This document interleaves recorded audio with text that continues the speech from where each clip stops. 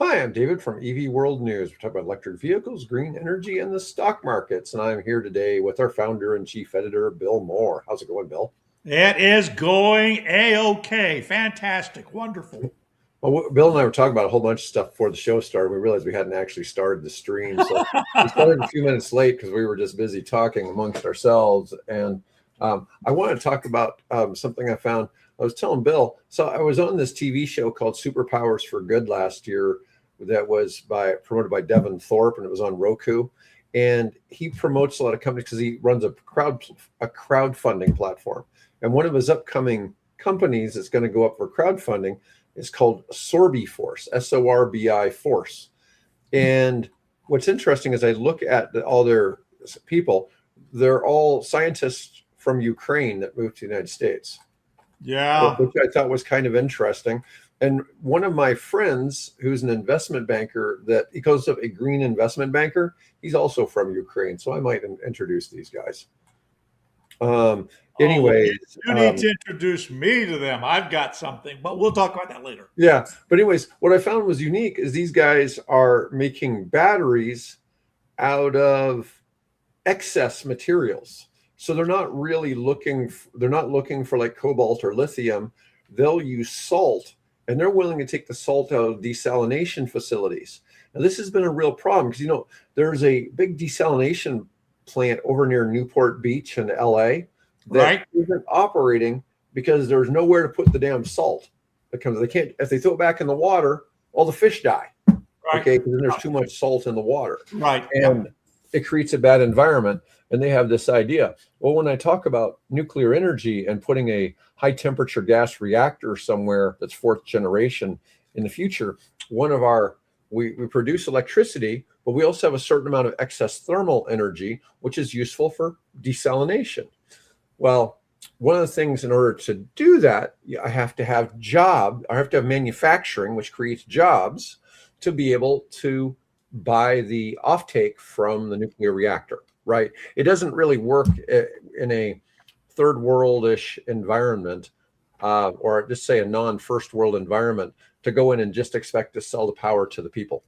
Okay, because there's too many steps with government and transmission and different things that kind of gum up the works. But if I have manufacturing that can buy that power and produce jobs for manufacturing, it's a really good pairing. And so I was looking at this, like, these guys would be kind of ideal. They'd be an ideal company to be in that space. But anyways, Bill, let's talk about electric boats. Let's talk about your electric ferry idea. I can't wait. Okay, so if you've been following EV World for any period of time, we occasionally will run stories about electric boats, right? And they're typically what we started off were sort of the normal traditional V-hull, deep hull type of boat, and you just simply replace the diesel engine in it or the gasoline engine. You put an electric, but that means, of course, then you have to have batteries and things like that. So you're not really kind of gaining. I mean, you're reducing the pollution, but you're adding to the weight of the hull and all kinds of issues. You're still having to deal with the resistance of the water. So what if instead you'd ever had to deal very little with the resistance of the water? You take and just simply lift the hull out of the water, and suddenly you're 80% more efficient. So I started looking into this, and I've been working on an idea to be able to start it off in Cuba, but Cuba's obviously very problematic. We might be at a war with them anytime soon. We might, we've already indicted Raul Castro for supposed crimes. He shot down, his military shot down some civilian airplanes. So that sort of transition, now I'm looking kind of more into still the Caribbean, but more into the Pacific, or more into U.S. territories and things. And of course, that led to, there was a comment while I was doing my research that another problematic ferry besides the one across Havana Harbor is the ferry that links Puerto Rico with the island of Vieques and Culebra. So I started looking into that. And eventually, just to make a long story short, this really led down a very deep AI rabbit hole to where now it's, I have discovered that, for example, as we were talking before we went on air, there are 11,000 inhabited islands in the world, 1,500 in the Caribbean, something like 7,500 in Southeast Asia, for example, Philippines and archipelago, that archipelago. All total, 11,000 inhabited islands with 73 million people. So this gets my juices running, and I start thinking, well, what if we could figure out how to, instead of having these boats that are all deep hull and dependent on fluctuating diesel prices and things, what if we made them electric? And we made them hydrofoils like Candela, like Visus, I think it is, the one over in Ireland, or like Artemis down in New Zealand, right? Mhm. And we use those then to improve the reliability because these, we're talking electric. We're not talking about ships that have to be taken out of commission and, motors overhauled and all that kind of thing. And additionally, most of those all have to be brought out of the water at some point to clean the hulls of all the barnacles and deal with the marine growth. One of the things I've discovered is that when you're using a hydrofoil, that speed and friction of the water going through those blades, those wings going through the water, cleans them. So you don't have that as an additional maintenance cost. So there's all kinds of really cool benefits. And besides that, you're no longer dependent on imported and fluctuating oil prices. So this is, as you can tell, it's got me excited. So I'm Right. starting to do. So I'm starting to do some work on how do we take that and make a business out of it, right? Well, it's interesting. I've liked some of your tokenization ideas. It's just always a challenge to get still. You But have this, but this is not about tokenization. It is in a way, but Mhm. I'm having a conversation tomorrow with the lead technologist for a particular blockchain uh, to use that not to do a coin IPO kind of a thing. This is completely out of that. We would use their system as the backbone nervous system of this larger nautical, if you will, maritime service. So there's no coins involved. This the technical digital network that it provides and the bits and pieces of that they would provide us with to make this thing transparent and to provide us with the management and the data collection and distribution, things like that. So so don't expect EV World or whoever to come up with a coin launch for this thing. This is a completely different angle to the thing, but it actually works better because we're looking at, if you're going to do this, you want to do it compliant with SEC. I also, interestingly, because I want to do this, for example, and start off in the Caribbean, in Puerto Rico, I have to comply with the Jones Act. Do you know what that is? not offhand. Okay, I've so heard of it. The Jones Act requires that any maritime operations that move passengers or cargo between one U.S. port and another U.S. port must have the following: be U.S. owned, be U.S. crewed, be U.S. flagged, and here's the kicker: the vessel must be U.S. built. Oh, Now, interesting. if you know the notice that the names I've listed: Artemis, New Zealand; Visus, Ireland, although they apparently are opening up a shipyard or something in Brooklyn Navy Yard; and Candela, which is Sweden.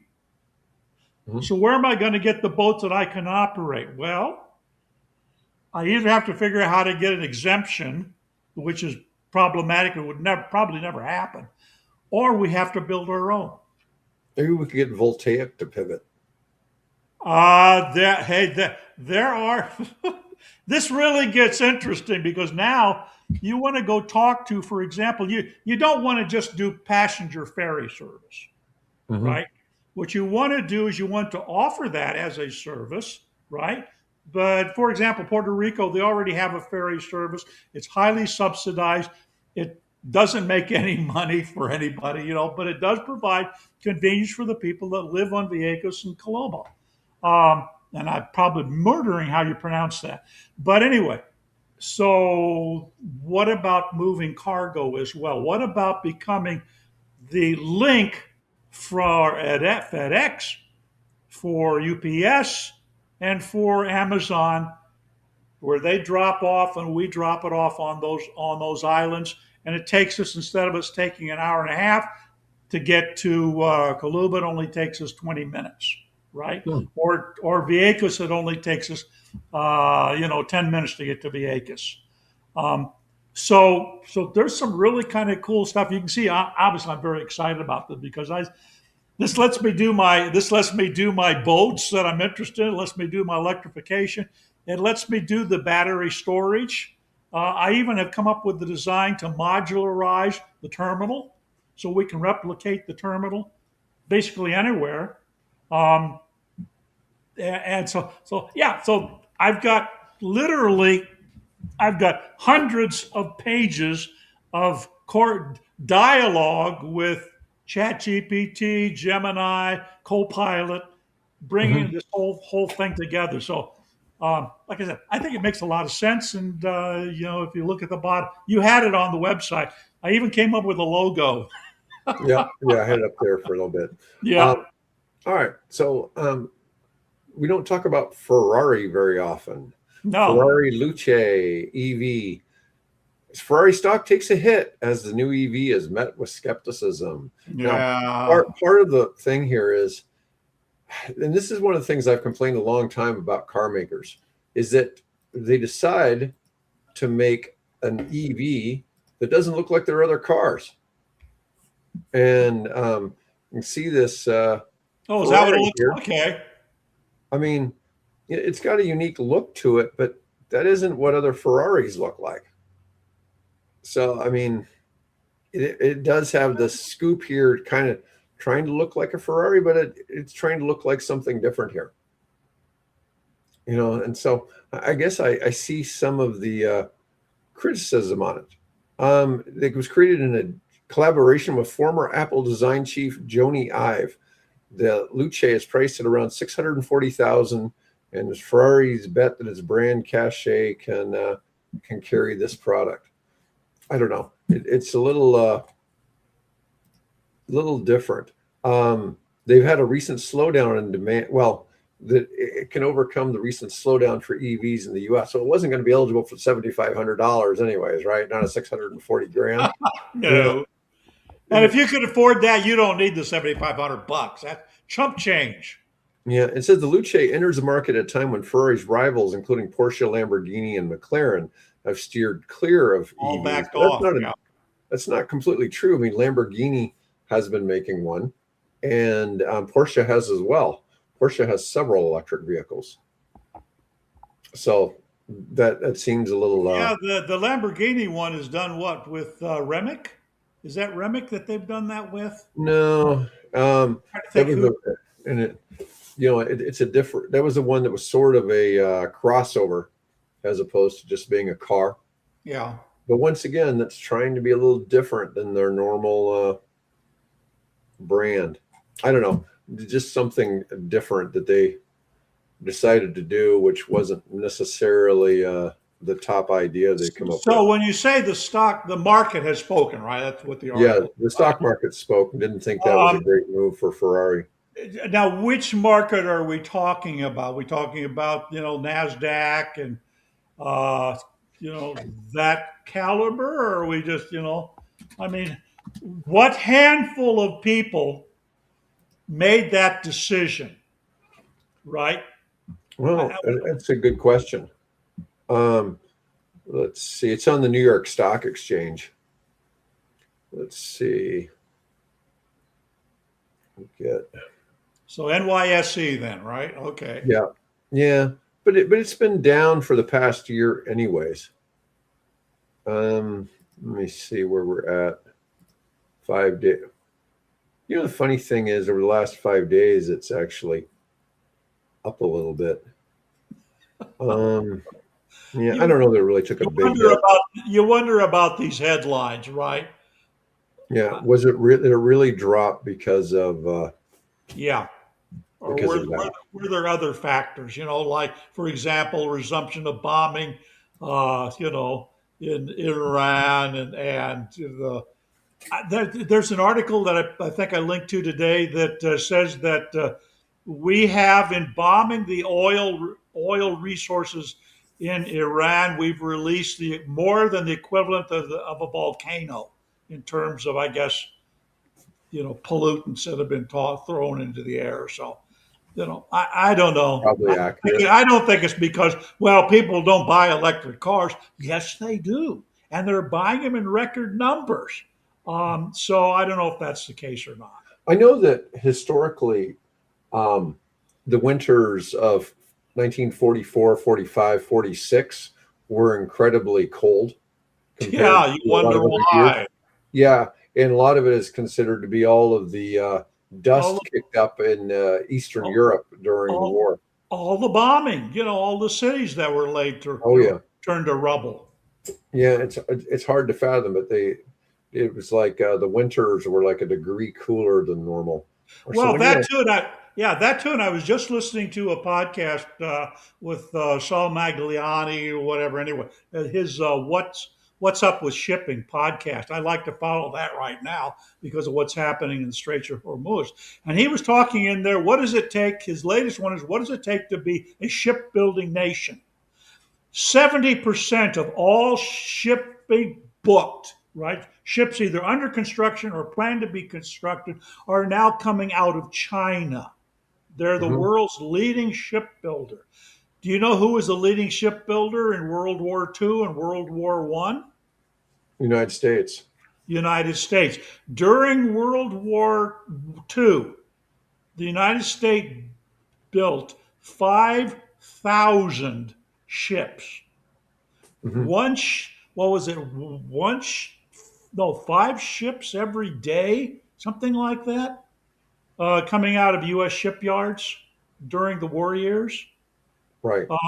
So that all produced lots of CO2, lots, things like that. But that expanded, industrial capacity, not to mention all the aircraft in the air, all the boats that are sailing, that whole thing.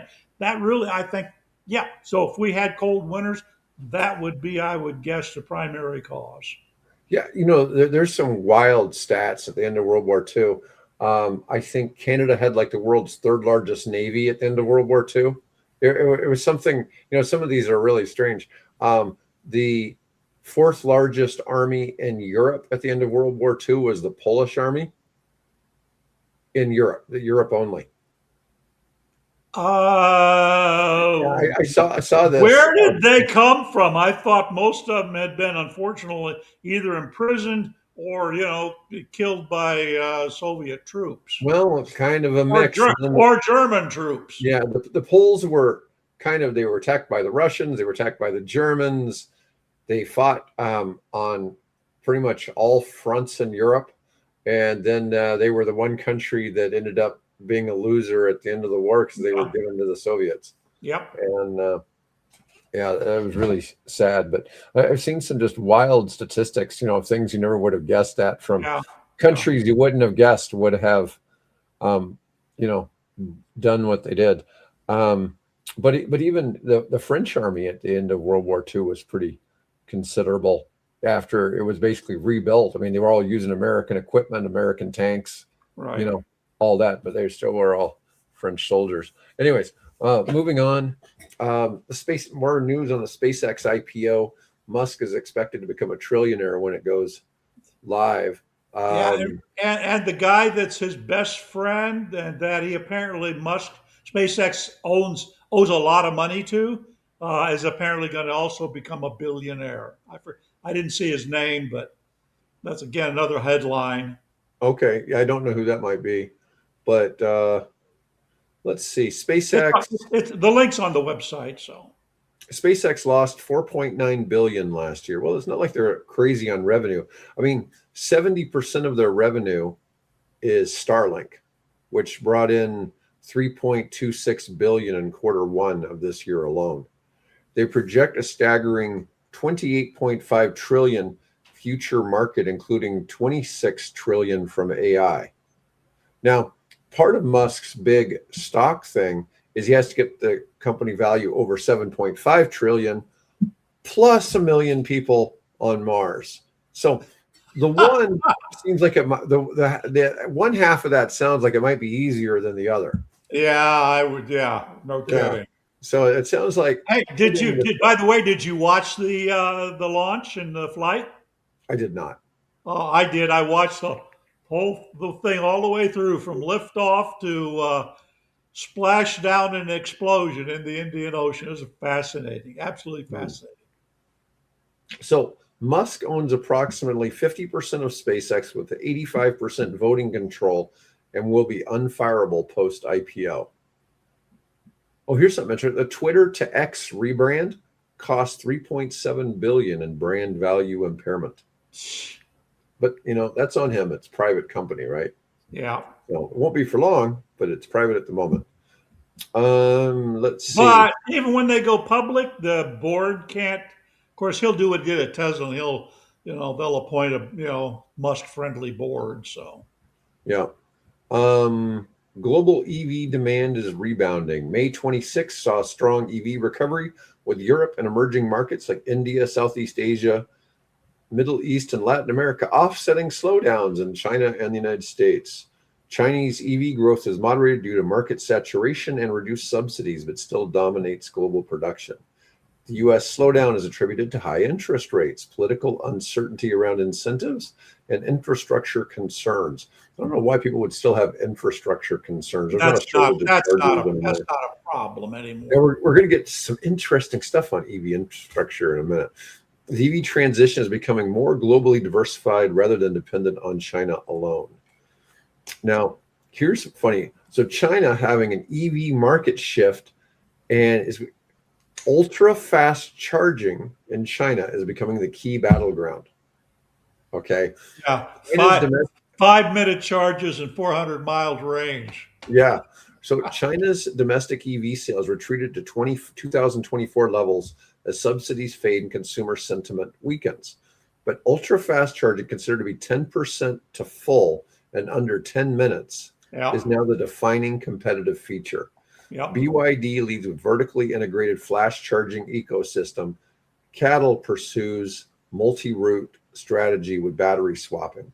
Solid state batteries won't reach commercial scale but before 2030 because the cost remain 3 to 4 times higher than LFP. Cattle's sodium-ion Naxtra platform has been delayed to quarter 4 of this year. But just kind of interesting. It's like, the United States, we're talking about, do we have enough infrastructure? Over there, they're like, okay, who's got the 10-minute chargers or less? Who's got the flash charger? Yeah. It's funny. They're so far ahead technologically compared to the U.S. And I keep seeing headlines, through the week. They've got this breakthrough, that breakthrough. And where the hell is America in all this? Come on, people. No, I know. The Iran war accelerates China's electric truck revolution. Electric heavy trucks hit 27% of new truck sales in China in the first quarter, up 20% from a year earlier. A 27% diesel price spike from the Iran Hormuz disruption made electric trucks economically compelling. Life cycle cost of electric trucks is half that of diesel at current fuel prices. Chinese manufacturers like BYD, Sany, and Sinotruk targeting Europe with trucks priced 30% below European competitors. Battery swapping infrastructure enables 600-kilometer ranges with minimal downtime. Just like I keep saying, that's the solution for big trucks is battery swapping. I'm not convinced. So the technology for cars is there to make just charging work, right? But it's going to take a while to charge a truck. Makes a lot of sense to do that battery swap. And then, Oh like I yeah. said before, you can use all those batteries that are there being swapped and charged to Well, for the grid. for the grid. Yeah. Yeah, and it does so much to protect grid stability and protect against volatility that it just has mutual or just so many simultaneous benefits. Yep. All right. U.S. nuclear industry scaling up. There's currently 90 reactors in development in the U.S., 8 reactors under construction, 90 in development across North America. Big tech has 40 gigawatts of nuclear power in the pipeline. That's between Meta, Google, and Amazon, mostly driving that demand. Westinghouse is Where's targeting. the fuel going to come from? Well, so these are all powered by different forms of enriched uranium. Okay. Right. So most of them are really low enriched uranium. And when we talk weapons grade, it's 85 to 95% enriched. Right. When we're Right. talking for fuel, 20% is extremely enriched. Yeah. Okay. Most of this is in the 5 to 10% enrichment. And there's a whole bunch of places going in Oak Ridge, Tennessee now to do um, fuel Duh. enrichment. Where it all started, back to where it all Yeah, where started. it all started. Yep. Yeah. For those of you who don't know, Oak Ridge, Tennessee is where they did the Manhattan Project. Yeah. And it's pretty much where everything nuclear power related in the United States pretty much all started there. Let's see. Westinghouse is targeting 10 large reactors under construction by 2030. Those are bigger. The main challenge is we need to triple the workforce by 2050. Regulatory modernization, 2.2 trillion in capital is needed through 2050. Well, it's going to find it. There's a lot of interest in funding stuff. The Hermes 2 reactor in Tennessee and the Natrium reactor in Wyoming broke ground recently. I think Hermes is the construction is being done by Kiewit from here in Omaha. I don't know about the Natrium one. I know that Kiewit is doing the construction for the Oklo reactor at the Idaho National Labs, the building construction. So that's local Local engineering. company to us. Yeah. Yeah. But Kiewit's nationwide, obviously. They're not just Well, yeah. here. All right. U.S. startup 24M Technologies developed cell-less electrode to pack technology. Enables 50% more range without increasing battery pack size by using 80% of volume for energy storage versus 30 to 50% today. This sounds like the gasoline argument, how gasoline is so inefficient versus how electricity is very efficient. But so it doesn't increase the battery pack size. It's just the volume of the battery pack available for energy storage. Removes inactive components like cell casings and modules to reduce weight and simplify manufacturing. Major automaker currently testing prototypes, production targeted for 27-28. Could help U.S. manufacturers leapfrog Asian competitors, and this would create a 1,000-mile EV battery. Oh, that would be nice. Yeah. Yeah, I'm always like, So you well, just so what you're doing is you're taking what are now small cells, although they're mhm. depending on small cells, all involving aluminum and all the other things that goes into it, and you're just simply eliminating that and making a bigger version of a single cell, right? Mhm. Okay. Correct. Yeah. All right. Let's talk about the Bingo. The Bingo E2. It's the Yes. tiny EV you buy and never drive.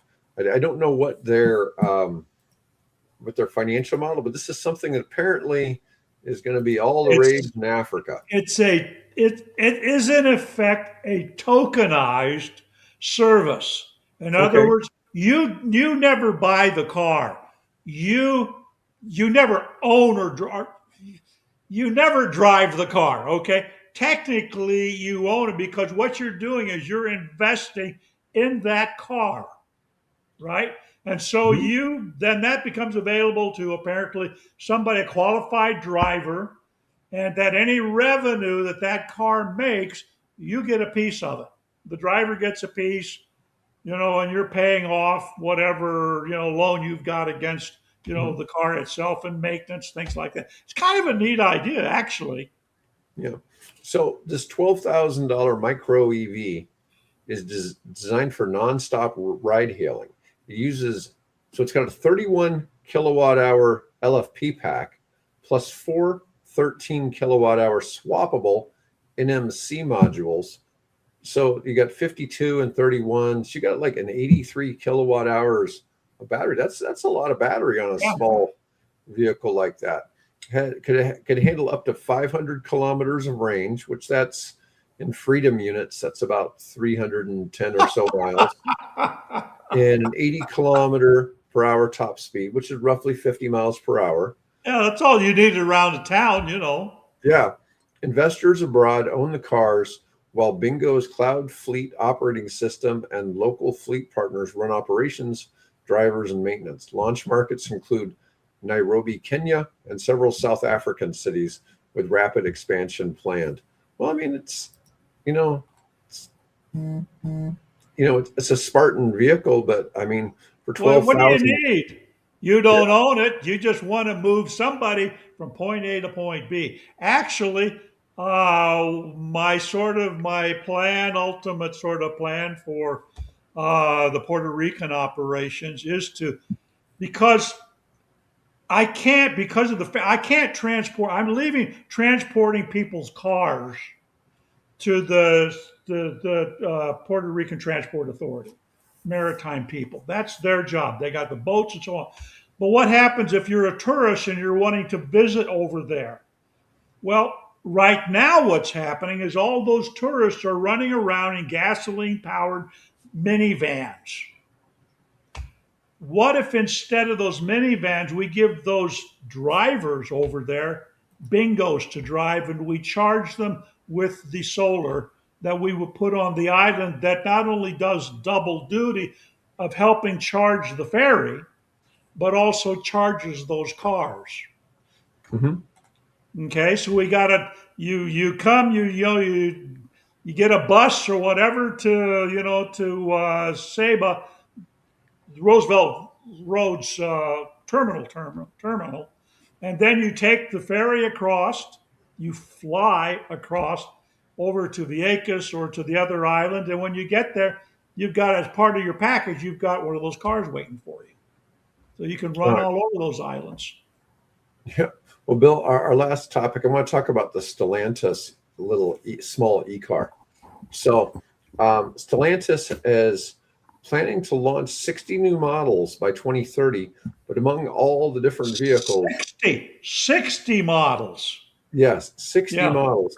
And these are people who just wrote off, what was it, like 10 or 20 billion dollars on the, Yeah, right. I think it was around Stellantis. What? Yeah, possibly. I know. it They was a all big wrote off number. money. I don't remember which ones. Yeah, but I thought it was bigger than the others. Yeah, I think Anyway, you're right. I think you're right. Yeah.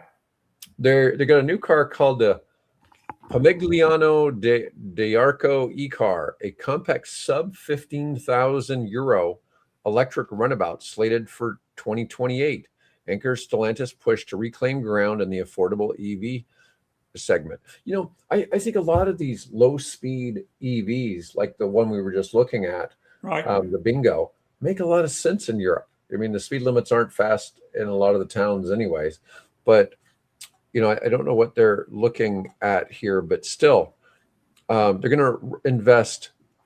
Stellantis is going to invest roughly 60 billion and cut about 6 billion in annual costs while by 2028, all while rolling out dozens of new vehicles across 14 brands.